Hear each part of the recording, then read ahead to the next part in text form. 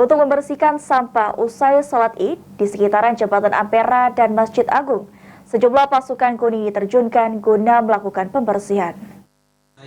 Dan solidaritas dalam umat Islam.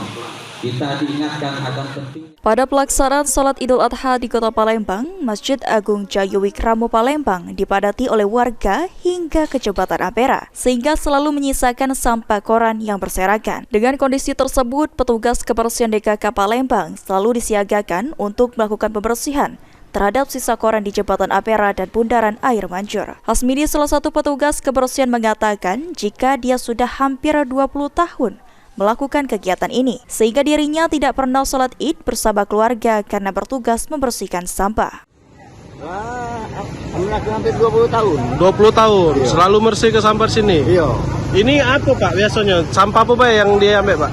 Inilah yang koran inilah. Koran ya? Iya. Habis sholat ini ya? Iya. Ngapa masyarakat tuh tidak ada buang sampah Pak mana Pak? Enggak tahu aku. Ya pokoknya tiap tahun suruh ngumpul ngambil koran. Oh berarti setiap tahun juga tidak pernah sholat sama keluarga Pak? Tidak. Tidak ya?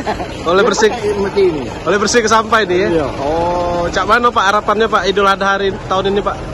Ya, cara biasa lancar-lancar baik, cara di bulangan. Biasa berapa lama bersih ke sampah koran ini Pak?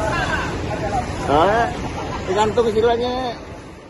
Untuk membersihkan sampah sisa koran yang berserakan diperlukan waktu paling lama 1 jam. Pada pelaksanaan sholat Idul Adha tahun ini, terdapat 20 petugas kebersihan yang membersihkan sampah sisa koran yang berserakan. Ilham Mayudi, PAL TV.